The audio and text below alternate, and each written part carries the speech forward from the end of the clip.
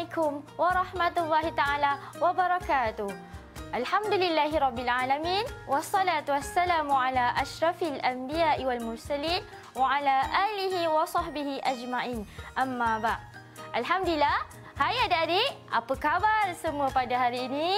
Ustazah harap semua yang berada di rumah dalam keadaan yang sihat sejahtera. Kalau adik-adik yang tak sihat, jangan lupa makan ubat supaya diri adik-adik sentiasa sihat dan boleh belajar bersama-sama Ustazah. Kan Ustazah tak perkenalkan diri lagi kan? Siapa Ustazah? Nama Ustazah Faika Aini binti Hasan atau adik-adik boleh panggil Ustazah Faika. Boleh? Bagus. Okey adik-adik, Ustazah nak ajar apa hari ini? Ustazah ajar subjek ibadah tahun 2. Tahun berapa tadi? Tahun 2. Okey, sebelum kita nak belajar, kita perlu apa adik-adik? Kita perlu baca doa. Bagus, mari sama-sama kita membaca doa. Bismillahirrahmanirrahim. Allahumma rzuqna fahman nabiyyin wa hifzal mursalin wa ilhamal malaikatil muqarrabin ya arhamar rahimin. Ya Allah, kurniakanlah kami kefahaman para nabi dan hafalan para rasul serta ilham para malaikat yang hampir denganmu, wahai yang maha penyayang. Amin. Amin, amin ya rabbal alamin. Rabbi shrah li sadri wa yassir li amri wahlul 'uqdatan min lisani yafqahu qawli. Ya Allah, terangkan hatiku, mudahkan urusanku, bukakan ikatan lidahku, fasihkan tuturku. Amin, amin ya rabbal alamin.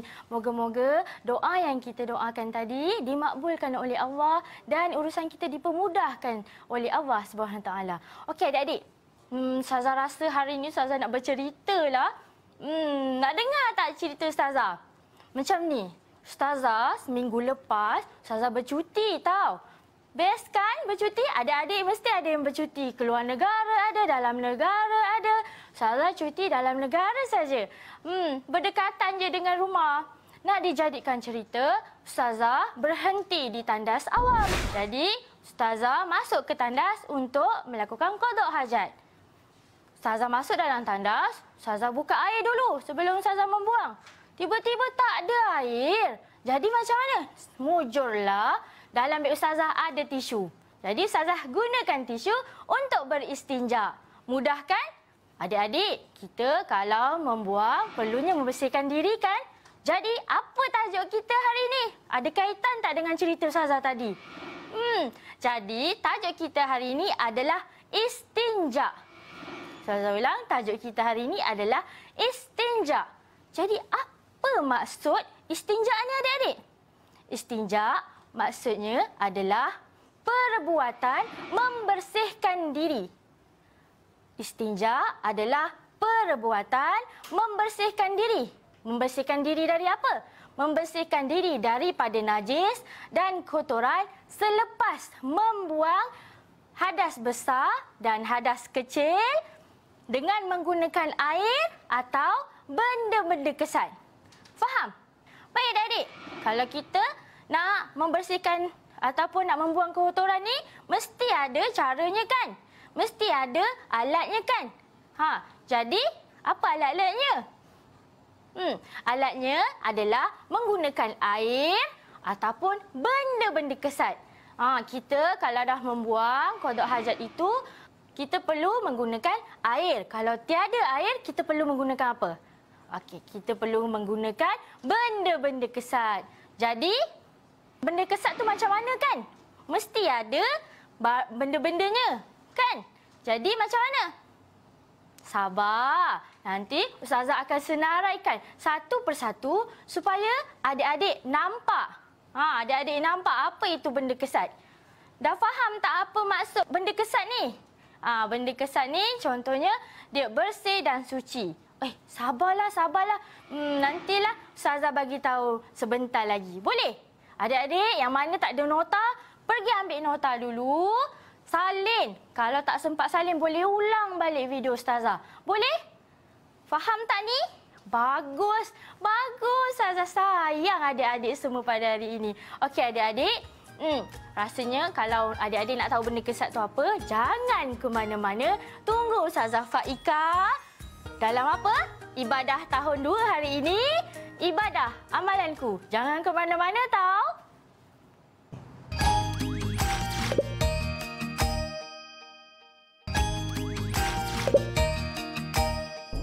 Hai adik-adik. Kembali bersama Ustazah Faika, Ibadah Amalanku. Adik-adik, tadi Ustazah ada sebut. Sebut apa? Kita belajar apa hari ini? Topik istinja. Tadi apa Ustazah sebut? Apa makna istinja? Istinja adalah perbuatan membersihkan diri. Membersihkan diri. Jadi, apa hukum perbuatan kita membersihkan diri ni? Hukumnya adalah wajib. Ustazah ulang. Apa hukumnya? Hukumnya adalah wajib. Baik adik-adik. Sekarang adik-adik dah tahu hukum istinja itu wajib.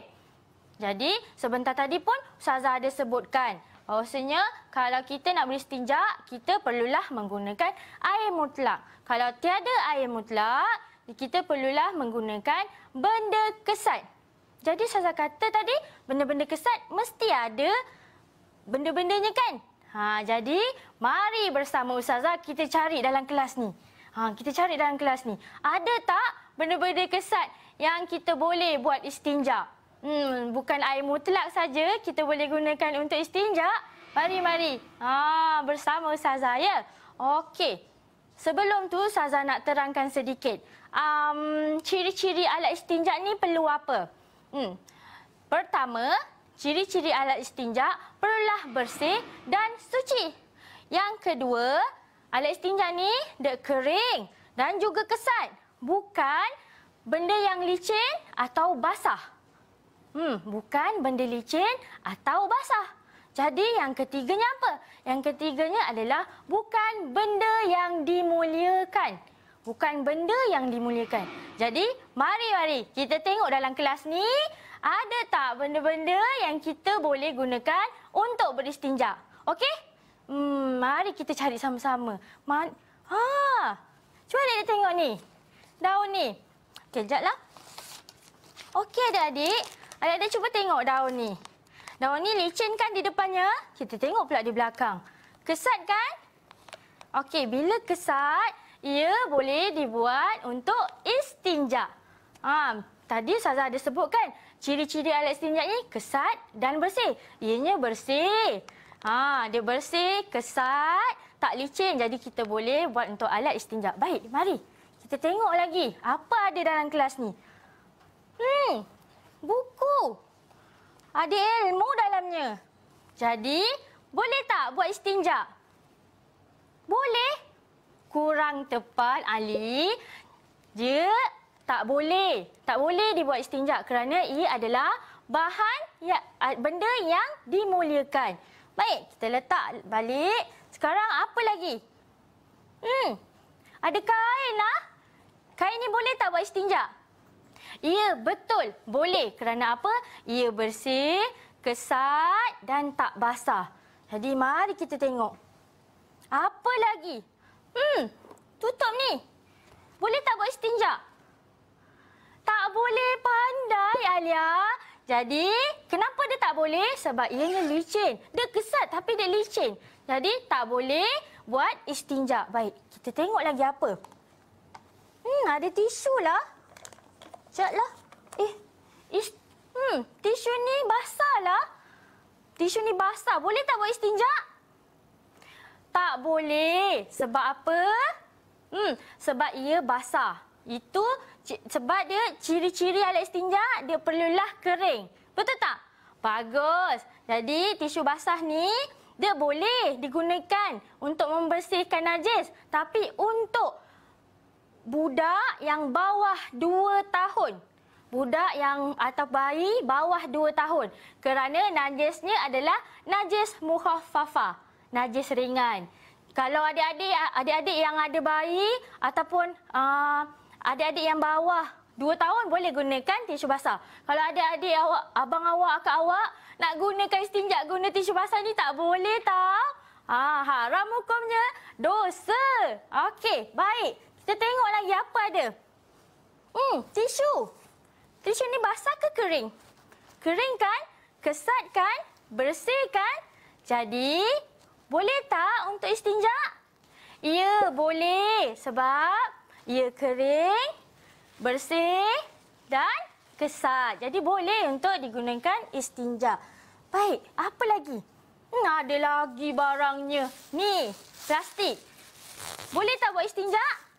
Bagus, tak boleh. Sebab apa? Ianya licin. Walaupun dia kesat, tapi dia tak adalah kesat. Dia licin. Kan? Jadi tak boleh buat untuk alat istinja. Okey, baik.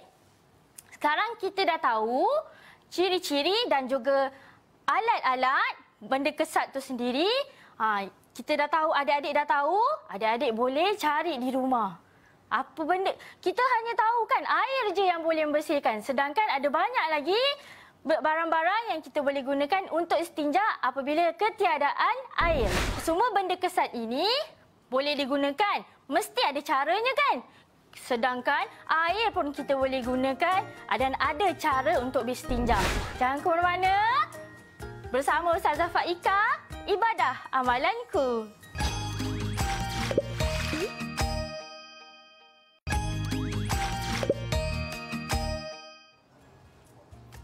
Adik-adik, hai. Macam mana? Bersemangat lagi kita untuk topik kita pada hari ini iaitu istinja.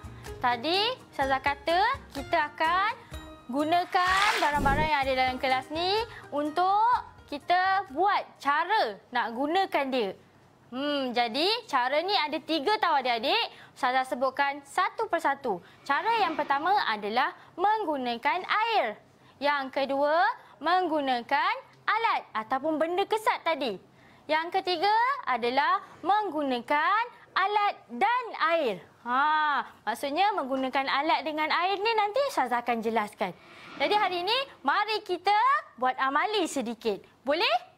Kita buat amali sedikit untuk adik-adik nampak macam mana nak gunakan dia. Tadi Ustazah kata alat istinja ni air mutlak kan? Jadi macam mana? Mari-mari. Tengok Ustazah buat. Kita akan buat satu persatu. Cara yang pertama tadi Ustazah sebut adalah menggunakan air. Jadi Ustazah nak panggil lah pembantu, nanti susah kan? Jadi, wahai sahabatku, marilah tolong saya ni. Jadi adik-adik, yang ada di depan ni adalah contoh najis. Okey, jadi Ustazah, yang ni tangan Ustazah ni adalah contoh tempat keluarnya najis. Okey, jadi Ustazah akan cerit sedikit. Apabila keluarnya najis, tadi macam mana kita nak bersihkan? Okey. Kita bersihkan. Kita bersihkan najis tu. Okey. Dah hilang. Cuba adik lihat. Adik-adik lihat. Okey. Adik-adik lihat telah hilangnya bau, warna dan rasa. Okey. Okeylah sahabat saya ni. Terima kasih kerana membantu tadi. Okey adik-adik. Kita lihat balik tangan Ustazah tadi. Tadi Ustazah kata syarat hilangnya najis adalah hilangnya bau, warna dan rasa. Cuba bau. Ada bau tak? Tak ada. Ada warna tak? Tak ada. Rasa? Bukan dengan lidah tapi dengan sentuhan. Adik-adik cuba rasa kesat dan tiada lendir, maka najis telah pun hilang. Baik, selesai untuk menggunakan air. Sekarang kita pergi pula kepada cara menggunakan alat. Sekarang ni, yang ada dalam kelas ni, ada daun kering, ada kain dan ada tisu. Jadi kita pergi satu persatu. Okey, baik.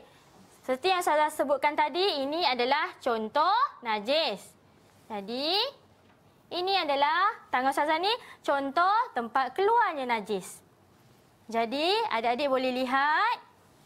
Ustazah ambil daun kering ni. Daun kering jangan guna yang depan tapi guna yang belakang. Sebab yang belakang lebih kesat. Jadi adik-adik lihat ni. Gosokkan. Satu. Bahagian lain.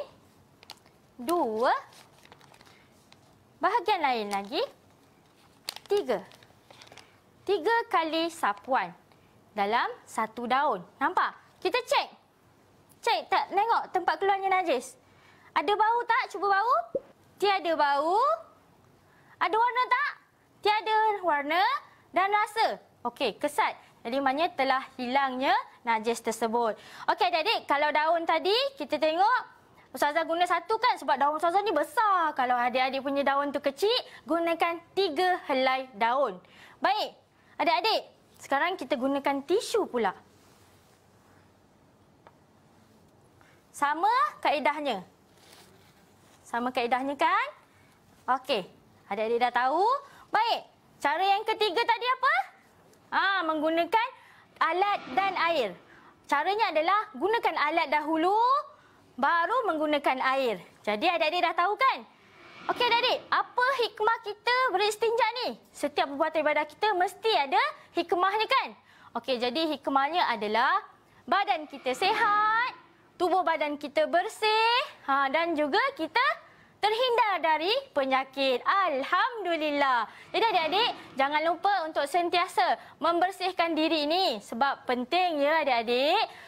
Jadi Ustazah nak bagi latihan ni, ataupun untuk adik-adik boleh praktikkan untuk di rumah kan. Jadi jangan lupa sharekan dengan Ustazah, dengan kawan-kawan awak dekat Facebook, Insta ataupun YouTube. Sharekan dengan Ustazah apa yang ada di rumah adik-adik, alat-alat yang boleh digunakan untuk beristinja. Sharekan gambar adik-adik. Jangan lupa #Kafah di Hijrah, #ibadah amalanku dan juga jangan lupa Ustazah Faika. Okeylah adik-adik, kita dah sampai ke penghujung rancangan. Sampai sini saja.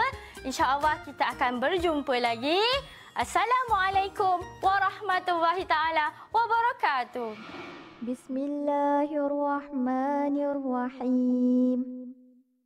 Subhanakallahumma wa bihamdika ashhadu an la ilaha illa anta astaghfiruka wa atubu ilaik. Bismillahirrahmanirrahim. Wal asr. Innal insana lafi khusr. إلا الذين آمنوا وعملوا الصالحات وتواصوا بالحق وتواصوا بالصبر. آمين.